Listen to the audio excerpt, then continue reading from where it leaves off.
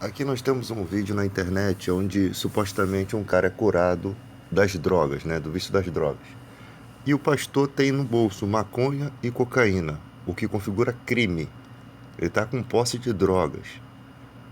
Uma outra questão, Jesus quando curava as pessoas, ele não fazia questão de se amostrar pela cura. Ele dizia, vai e não conte a ninguém.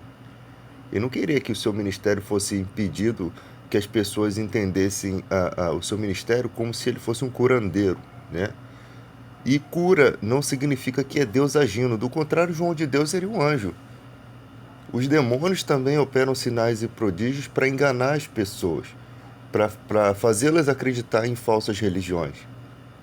Até o anticristo fará sinais e prodígios para enganar. Então a igreja que se baseia, que os irmãos que se baseiam que cura é sinal de que Deus está agindo, eles estão seguindo um critério bíblico totalmente errado, porque o critério para você saber se algo é de Deus é a palavra de Deus primeiramente pura e a prática da palavra de Deus dentro dessa igreja.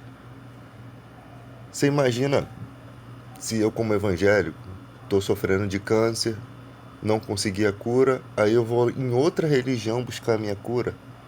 Não existe isso. Foi exatamente por isso que Deus se irou contra um homem de Deus no Antigo Testamento, porque buscou os médiuns e não buscou a Deus. Na tradução está até a palavra médicos, né? Porque os médiuns eram os médicos do Antigo Testamento. Então Deus não quer que o homem de Deus busque na prática do erro, do engano, a sua cura. Nós devemos ser como Sadraque, Mesaque e Abednego, que dizem assim, ó, rei, se Deus quiser que nos livra do fogo, mas fique sabendo, ele nos livrando ou não, nós não nos prostraremos diante desse seu Deus. Quando Paulo chama de impuros da fé essas pessoas, né, que praticam tudo de errado e se dizem cristãos, a gente não leva em consideração que os anticristos, eles sempre tentam fazer com que você adore outra coisa. E algumas igrejas fazem com que você adore o dinheiro, que também é um ídolo, que também é uma idolatria, uma espécie de idolatria, né? Não é uma imagem de escultura. Você vê pessoas se ajoelhando diante de imagens, mas quando você olha lá para o altar ao Deus desconhecido que Paulo encontra em uma certa cidade, né? Que foi em homenagem a um Deus desconhecido que curou a praga naquela cidade há muitos anos atrás, através de um filósofo chamado Epimênides, que conhecia um Deus desconhecido. Então homenagearam o nosso Deus sem conhecê-lo. Então, isso você encontra no livro de teologia. Então você vê que ali Deus permitiu que aquele povo vivesse na idolatria, cultuando seus deuses, até chegar o dia que o evangelho os alcançaria. Então, naquele dia que o evangelho chega, ali acaba a tolerância de Deus. Ali acaba a necessidade deles se apegarem a outros deuses. Por quê? Porque Deus está revelando.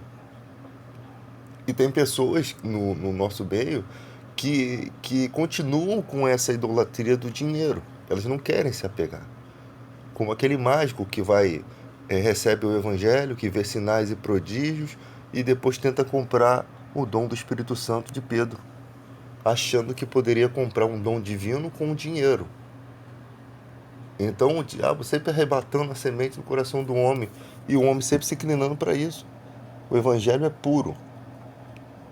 Se você não vê pureza numa igreja, no que ela prega, no que ela vive, ela não é a igreja de Cristo.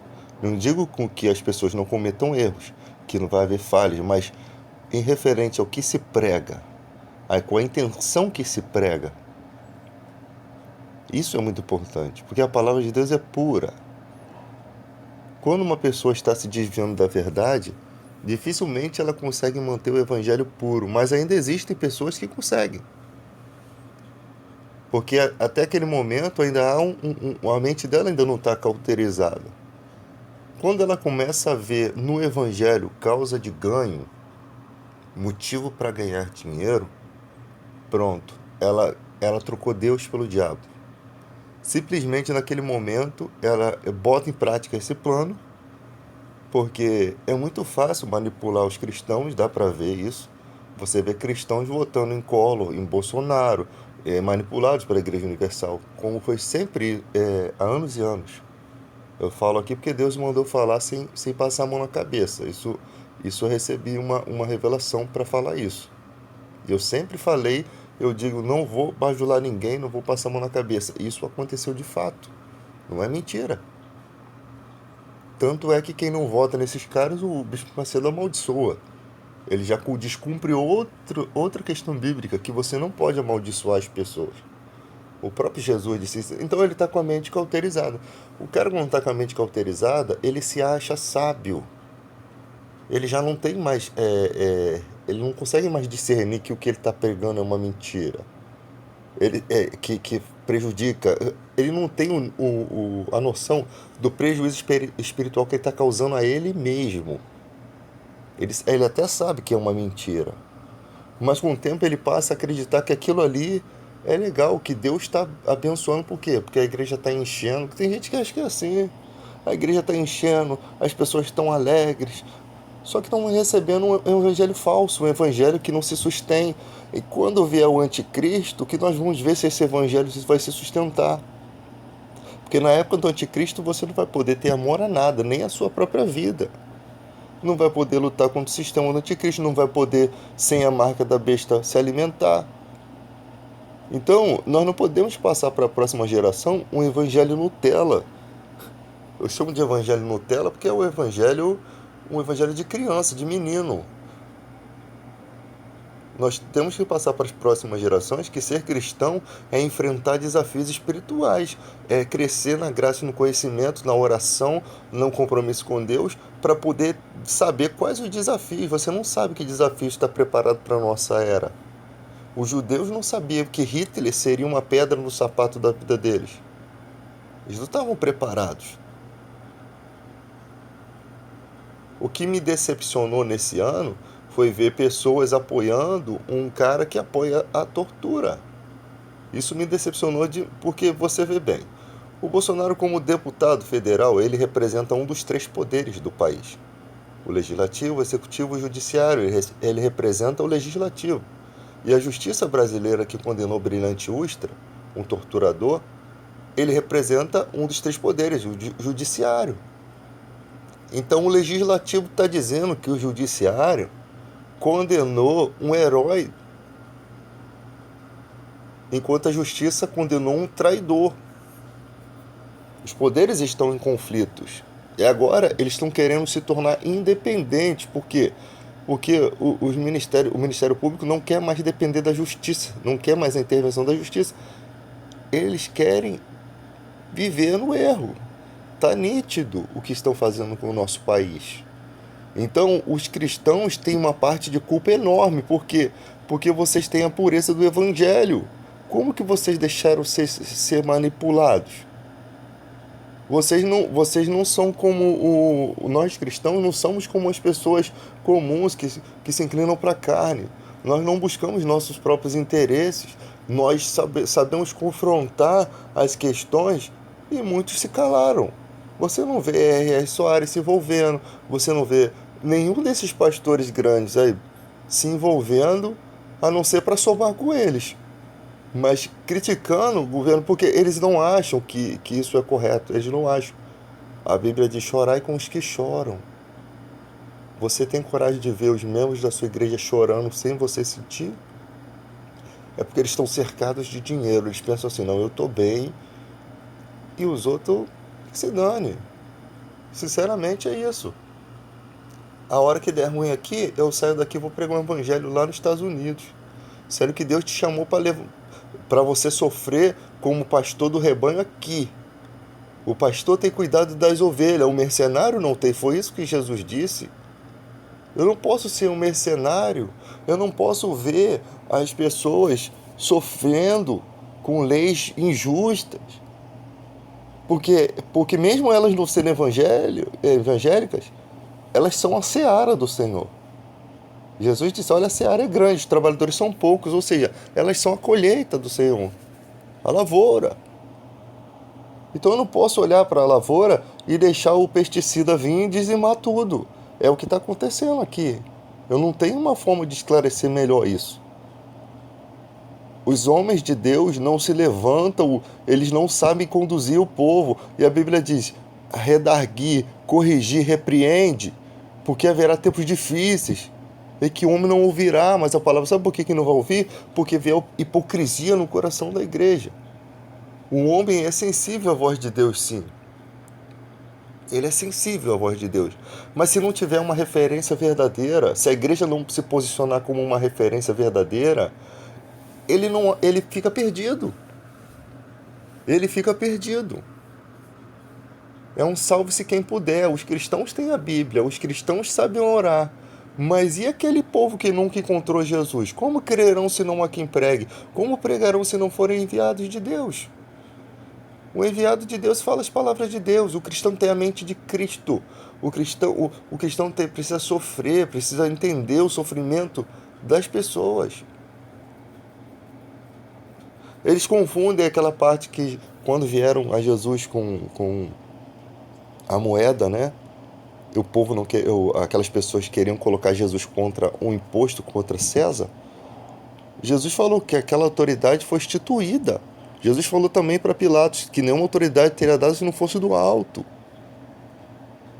Só que os romanos eles tinham uma forma legal de fazer justiça.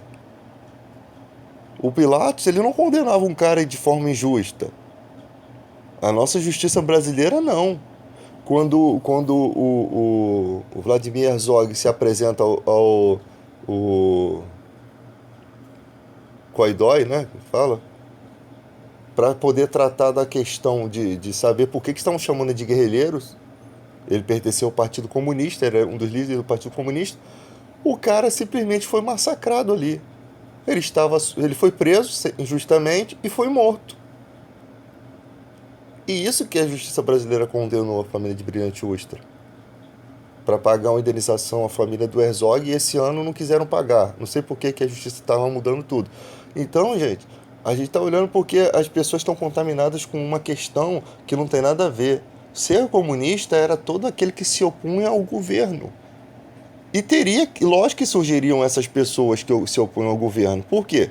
Porque a ditadura foi um golpe, um presidente constituído de forma legal que não fez nada de errado para sofrer um golpe.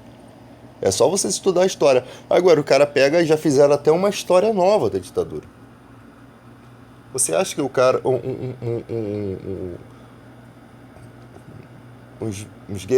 esses caras não iam querer mudar a história para eles não sair como vilões? Ou você acha que eles iam deixar isso correr frouxo? Até o IML eles destruíram para que não tivessem prova dos crimes. Você acha que eles iam deixar? Então, gente, há uma diferença entre entender a realidade, entendeu? Surgiu guerrilheiros que matavam e tal, foi consequência da ditadura, foi consequência. E não que eles estivessem certos, mas foi consequências. Chegou a um ponto que talvez só aquilo teria efeito, o povo não acorda. E hoje em dia o povo não acorda. Pessoas que faz arminha dentro da igreja. Nosso país ainda tem como ser consertado. É só não ter corrupção, que sobra dinheiro para educação. Com a educação, menos pessoas usam drogas. Quer dizer, é um chute na clientela do tráfico. Menos pessoas vão usar drogas, né? E com isso, menos criminalidade. Mas eles negam logo lá em cima. A educação não tem qualidade.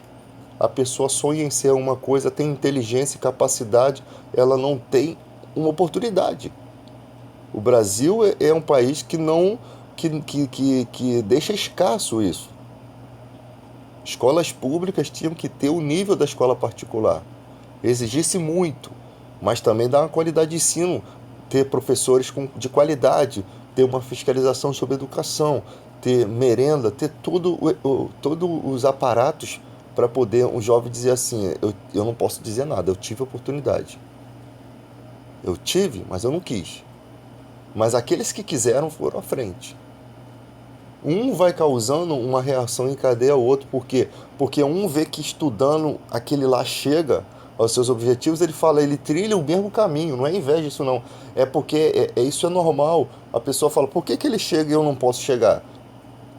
temos as mesmas condições, e ali se esforça, pode de repente não chegar ao mesmo lugar que o outro chegou, que é muito inteligente, mas chega também em um bom lugar, que vai achar uma estrutura para sua família, para sua vida. É sobre isso. E o evangelho tem tudo a ver com isso. Porque o evangelho não veio para trazer sofrimento às pessoas. Ele veio para nutrir o coração das pessoas de esperança.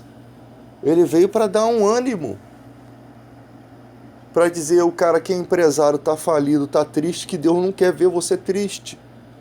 Mas Deus também não quer ver você como empresário massacrando os seus funcionários, explorando, não pagando os direitos. Por quê? Porque se você tiver escória na prata, você vai falir.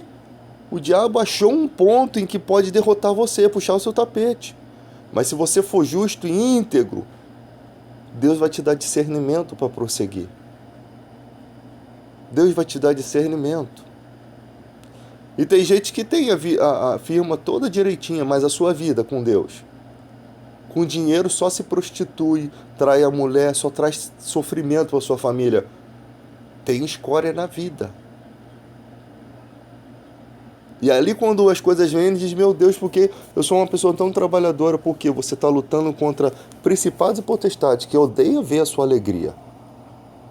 O cara faz uma música aqui, a música linda, toca o coração de todo mundo. O diabo vai lá e acaba com tudo. Porque o ser humano é frágil, tem sentimentos, totalmente pensa em coisas erradas, e aquela pessoa não tem defesa nenhuma. Ela é uma casa vazia, varrida e ornamentada. Ela pode ser morada do demônio, quantos demônios quiser entrar ali e destruir. É isso que ele faz.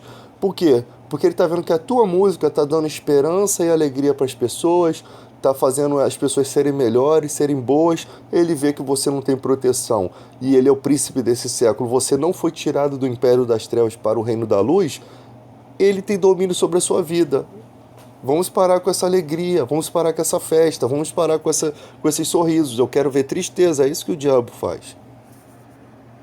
Quero que alguém me corrija se eu estiver errado. Ele não quer ver você em nenhum momento feliz. Ele não quer ver você olhando a vida. Poxa, a vida é tão bonita. Poxa, eu tenho filho, eu tenho família. Não, ele quer destruir. Ele rouba, mata e destrói. Deus dá o talento lá para o cara ter uma voz bonita. Ele pode cantar, desde que ele não xingue palavrão e que ele não exalte um monte de coisas erradas, de bruxaria, não incentive as pessoas para o caminho errado, mas pelo contrário, pode falar de sentimento. Pode, fica bonito. Quem não tem sentimento?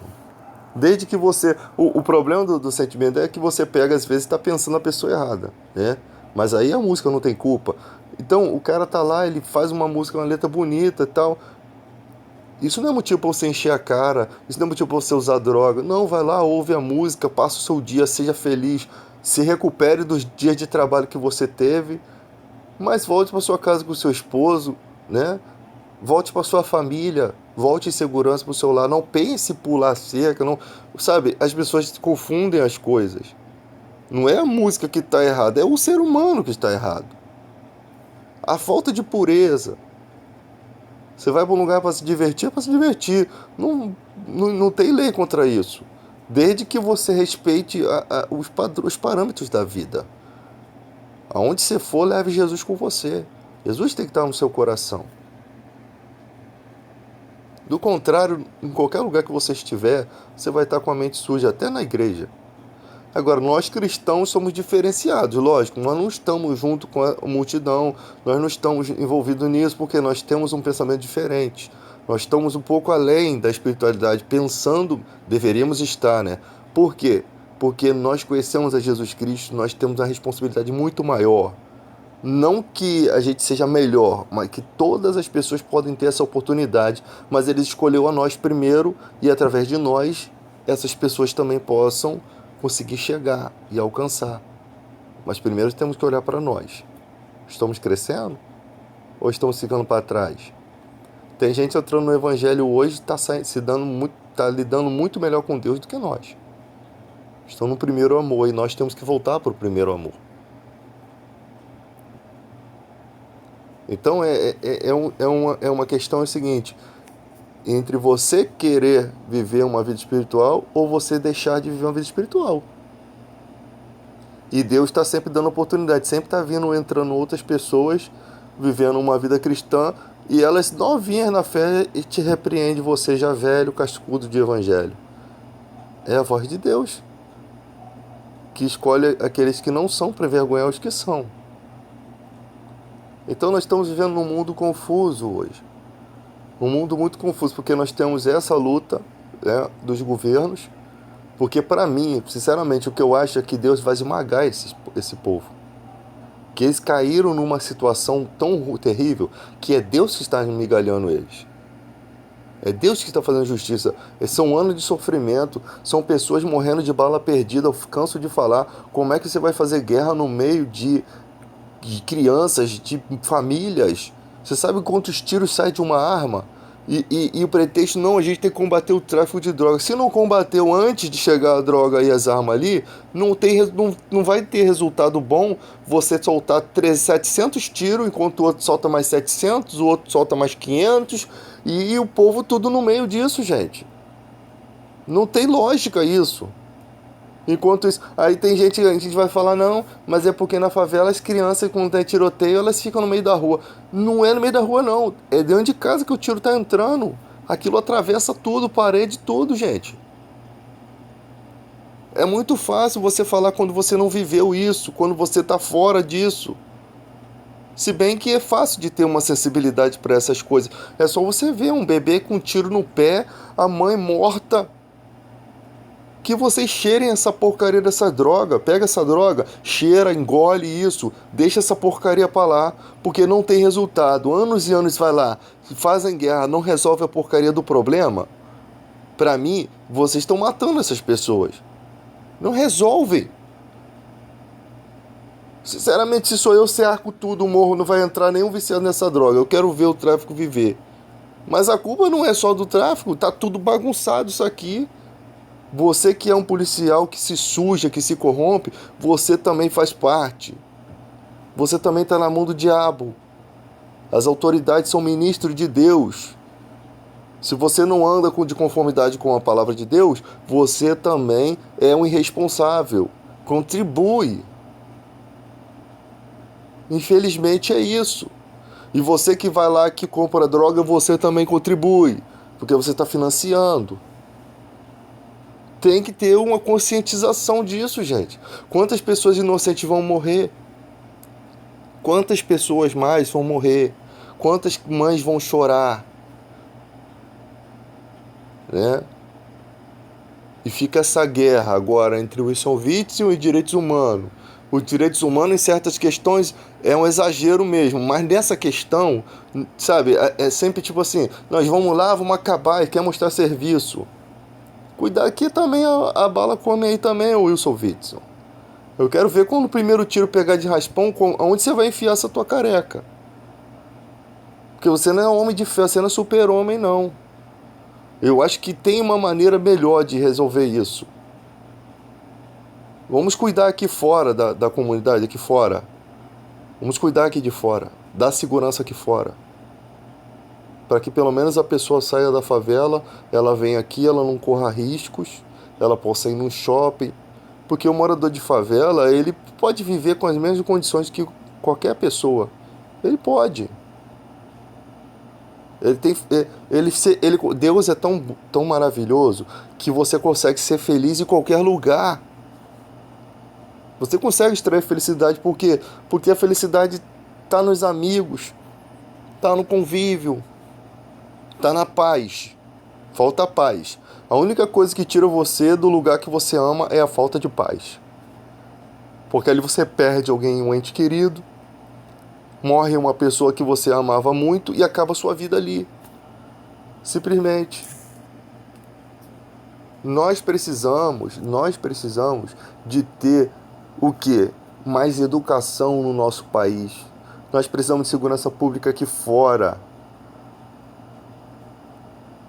Porque o cara que mora na favela, ele estuda fora da favela. Nem sempre tem escola dentro da favela. Então ele vai conviver aqui fora. Tem escolas que você vê que é nítido, que as pessoas pegam todos os moradores da comunidade e só coloca só naquela escola. Ele não dá nem a chance. Aí quando você joga uma criança que não tem convívio na favela naquela escola, é um massacre, porque é uma criança que não tem maldade, né? Não tem as mesmas perspicácias, não posso falar isso, astúcias de um morador de comunidade, e a criança sofre ali. Distribui. Tem que misturar para aquela criança que mora na favela ter uma outra realidade, ter um outro tipo. Só que a escola tem que ter uma estrutura. Hoje em dia, professores são ameaçados. Não tem mais aquela supervisão da escola, né? Os homens ficavam fiscalizando as escolas. Tem que ter militar, policial militar resolvendo problemas da escola. Tem que ter. Foi chamado, vai lá, leva. E tem que começar a punir também os jovens. Jovem que agride professor tem que passar um tempinho aí sofrendo, guardado, para poder aprender na força. Com sofrimento, porque o sofrimento é tipo assim, gente, não é que a gente queira que as pessoas sofram, mas que se você não tem medo de sofrer, você faz a coisa errada. Infelizmente é assim. Se há um sofrimento por trás daquilo que você vai fazer, você se neutraliza. Não, não vou fazer. Porque a punição é essa. Agora, se você não vai pagar por nada, o crime compensa. É exatamente isso. Tem que aprender. Tem uns que você conversa, que se resolve o problema na conversa. Tem outros não, que a coisa tem que partir por um meio mais difícil, né? E é bom sofrer, passar as situações enquanto você é jovem. Agora, o jovem vai lá ser levado para um lugar, chegar lá, não é para ele ser abusado sexualmente, não é para ele ser espancado lá, porque isso não vai resolver. Isso vai trazer mais ódio, isso vai voltar. Por isso que sem organização, né? Quando o jovem, quando vai para uma instituição, ele está sob o poder daquela instituição. O que acontece com ele é responsabilidade da instituição. A instituição tem que ser cobrada para que possa dar uma proteção para aquele jovem. Aí você pega o jovem, agrediu a professora, aí vai para um lugar, padre Severino, chega lá, ele é abusado sexualmente. Quando ele volta, ele mata essa professora. Simplesmente é o que vocês estão plantando.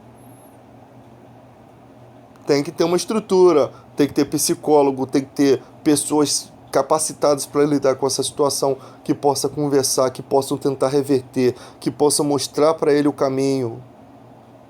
Eu sei que muitos não vão aceitar o caminho, mas tem muitos que aceitam. Por quê? Porque a mente é bagunçada, a vida bagunça a vida das outras pessoas. Situações, traumas, questões do seu convívio, isso bagunça. Fora a juventude, que é a fase da inconsequência, que você faz coisas que você nem pensa que são tão graves. Parece que o mal reina no nosso intelecto, na nossa mente, e nos dá uma motivação, uma razão, é o nosso coração nos enganando. Nos deixa cego. Quem nunca fez coisa errada quando era jovem? Quem nunca fez coisa muito mais errada do que muita gente aí? Todos nós cometemos erros, nós somos a mesma estrutura molecular, nós somos a mesma coisa. Então, é hora da gente, agora que a gente tem o Evangelho de Cristo, nós não podemos ser condenadores também. Não podemos ser bajuladores, mas também não podemos ser condenadores. Temos que olhar com um olhar de amor, um olhar de que ali falta Deus na vida dela, ali falta uma estrutura, ali falta pessoas para somar. Ninguém chega a lugar nenhum sozinho. Sempre tem alguém que soma na sua vida, que te dá um conselho. E tem gente que não teve nenhum conselho desse, só teve conselho ruim, só teve conselho para o mal. Ela não teve a mesma oportunidade. Então o Evangelho de Cristo serve para tudo isso. Para a gente refletir, ser melhores pessoas na vida. Se o Evangelho chegar no coração de todas as pessoas, a gente não teria nem policiamento na rua, não precisaria. Porque todos iriam se respeitar. Eu sei que isso não vai acontecer, mas sinceramente, tem muitos cristãos aí que fazem a diferença no mundo. Muitos cristãos que ajudam na vida de outras pessoas. Se não houvesse a luz do mundo e o sal da terra, esse mundo aqui já estava perdido. Isso é verdade. Se não houvesse, e eu creio que no final dos tempos, na época do anticristo, se a igreja for arrebatada, que é possível, não vai haver o sal do mundo e a luz da terra. Aí vocês vão ver que bagunça vai ter aqui, porque não vai ter ética, não vai ter justiça, não vai ter nada. Quem quer viver na ética vai sofrer as consequências e vai deixar de ser ético. É exatamente isso. E tudo vai se desencadeando para o mal. Sem o Evangelho de Cristo aqui, o homem está perdido.